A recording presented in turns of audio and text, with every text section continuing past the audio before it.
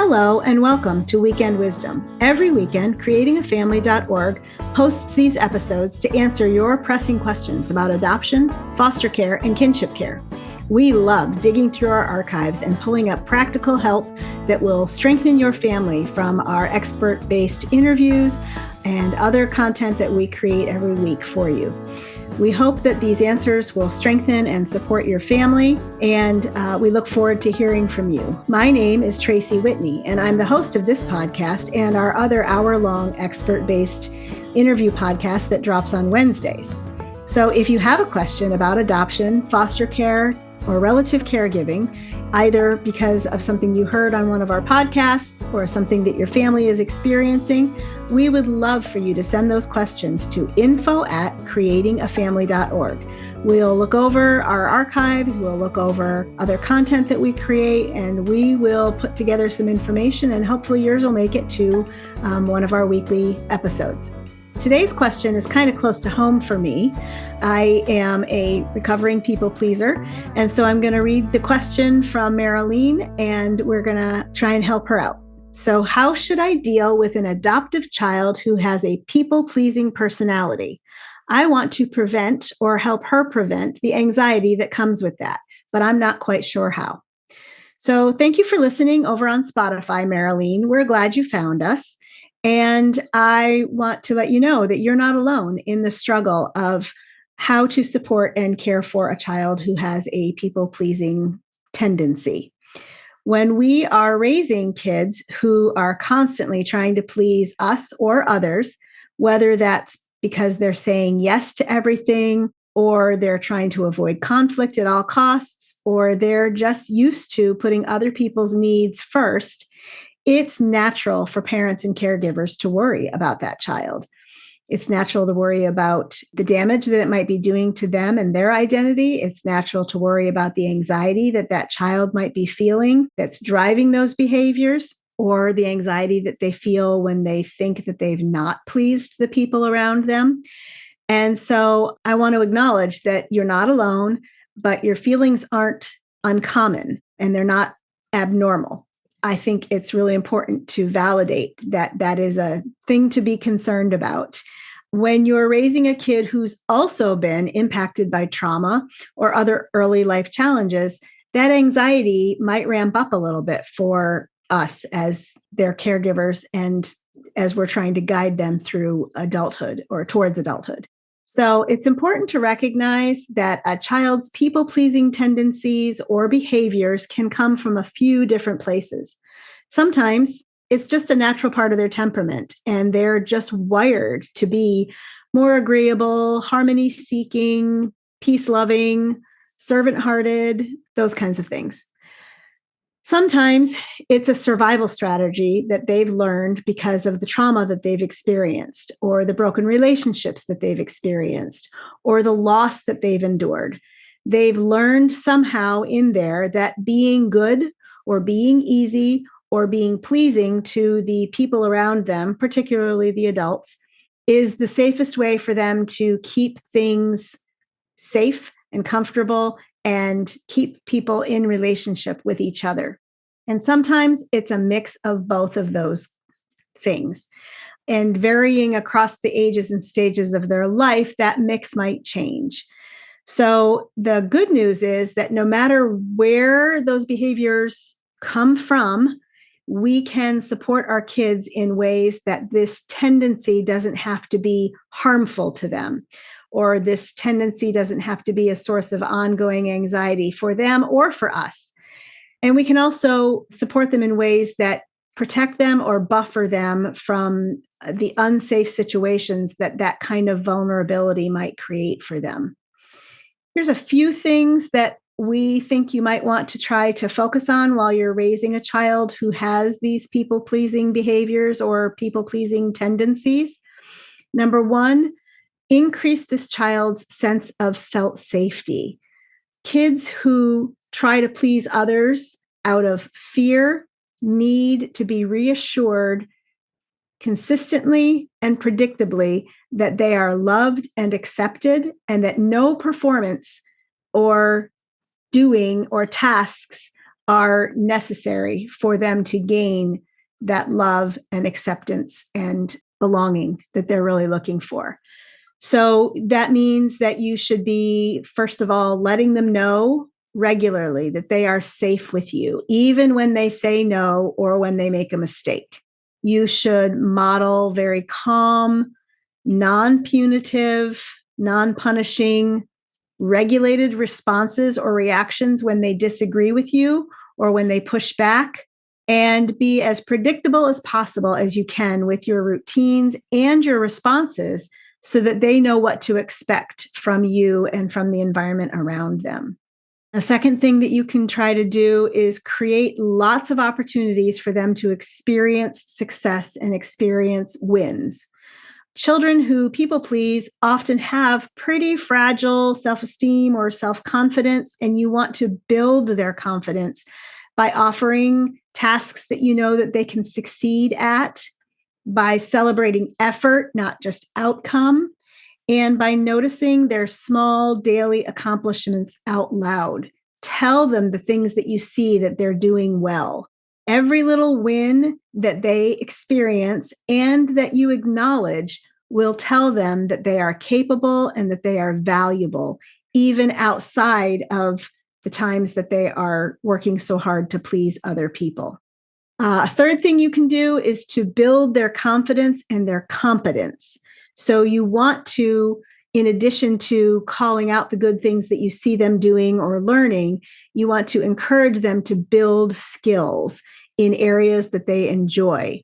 When they try a new thing and they accomplish it well or succeed at it, or even just try really hard, they will find a niche where confidence and competence can kind of grow. It's like you're planting a seed. So try a variety of activities like sports or arts or cooking or volunteering at a local shelter. Get them a babysitting class and teach them how to be a babysitter. All these things can help them find what interests them, and it also can help them build skills and abilities that will create the environment for self-confidence and self-competence. When they know that they can do hard things or new things that feel hard, they will rely less on seeking the approval of others around them to buffer or build their identity and self-worth. Number 4, we want to give them plenty of space to try, to fail, and to brainstorm new ways to try again. So one of the things that people pleasers fear the most is failure. And you can flip that script for them by letting them see that you are trying something new as well, and that you messed up or that you didn't succeed like you thought you would. You can try new things with them together. And you can learn to laugh at each other's mistakes and learn to laugh at each other's efforts in, healthy, positive ways. And then you can talk later about what you learned. Brainstorming together when maybe something doesn't go right or doesn't go as you had expected it to go is another great way to give them space to try again, fail again, pick themselves up and do it all over again. You want to normalize that not getting it right is just a part of life that we all experience. And for parents or caregivers that are raising kids who are chronic people pleasers, you also want to, number 5, increase the space that you allow for their voice to be heard. So you want to help them practice speaking up and self-advocating. That could be giving them choices in very low stakes situations, like, do you want to wear your red shirt or your green shirt? And not caring either way what decision they make. Or should we do homework before or after dinner? And being totally okay with whatever choice they make. And acknowledging that their choice is an absolutely acceptable choice. You want to also try and help them follow through on their choices whenever possible so that they feel the power of that input. So if they say, I want brownies for dessert tonight, not cake, then go ahead and make the brownies and make sure that you acknowledge that you made the brownies because you were recognizing and honoring the choice that they offered when you gave it to them. As they grow and develop in the skills of choice and voice, you want to start to build some higher stakes situations into your daily routines. As these skills start to expand, they can make bigger choices like, for example, are you going to set out all your clothes and stuff for school tonight, or are you going to do it tomorrow morning? And that's got bigger stakes because it could impact how their morning goes. And then again, if they don't succeed or it doesn't go quite as you had hoped or thought it might go, that's okay. Acknowledge that it didn't go great, but it was a choice that they made and that you're willing to help them either rethink the choice or prepare differently the next time.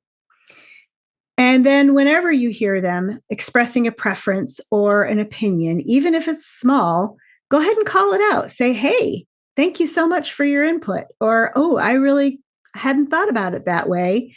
That's a great choice. Let's see what that will unfold like. And then you can be messaging to them that their voice and their choice and their preferences matter, even if it's different than voices or choices or opinions around them. The main message that you want to be giving them when they're trying and failing and brainstorming is that their voice matters. And number 6, you want to try and understand what resilience is and what resilience looks like for that child. So resilience is the ability to bounce back from stressors or setbacks. And Creating a Family has a ton of really valuable resources about resilience and how to build a child's resilience. And I'll make sure that they're linked in the show notes for you. But here's a few little tips to get you started on building your child's resilience. Encourage problem solving. So instead of solving everything for them, ask them what they think. What do you think is the right next step? Or what do you think will happen if we do this? Another thing that you can try is to talk through any past challenges that they've already overcome, successfully or not, and say, hey, when you overcame your fear of spiders, you were working really hard and I saw you doing X, Y, and Z. I thought those were really great ideas for overcoming that fear. How can we try X, Y, and Z on this issue or this struggle that you're having right now? Remind them that they have the inner resources and outside supports to overcome whatever obstacle or tendency to people please that they're facing when they're looking at building resilience. It's real important that you also think about the safety considerations for kids who are highly focused on people pleasing. When they are people pleasers, they can be more vulnerable to peer pressure or bullying or grooming or other forms of exploitation. And so it's important to teach them how to advocate for themselves. They might struggle to say no to unsafe situations because they don't want to be seen as being difficult or being obstinate or not being pleasing to be around.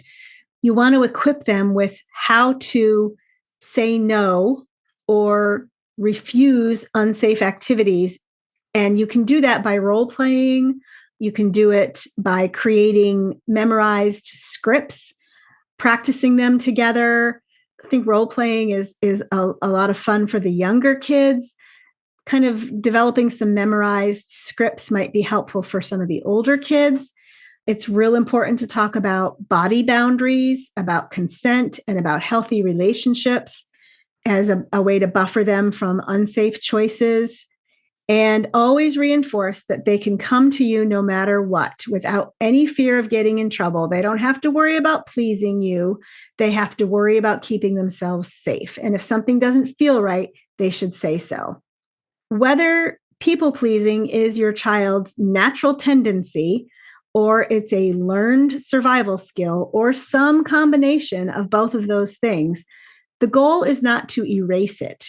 The goal is to build a sense of kindness and cooperation as a strength that you want your child to develop, but how to do that in an anchored, safe, confident way so that they're honoring themselves and they're honoring their bodies and they're honoring their safety, but also being empathetic and knowing their worth. Their worth should not depend on keeping everybody happy or saying yes to everything so that they don't make someone unhappy. They should know that their worth is anchored in the preciousness of who they are as an individual, and that you will do everything you can to keep them safe and help them grow the skills needed to do that. Thank you, Marilyn, for listening so much. We're grateful that you found us on Spotify. If you enjoy what you heard today, you can catch us anywhere you catch your other favorite podcasts. And please tell a friend about Weekend Wisdom, because we feel real committed to making sure that you guys get the practical answers you need to strengthen your family. Thanks for listening.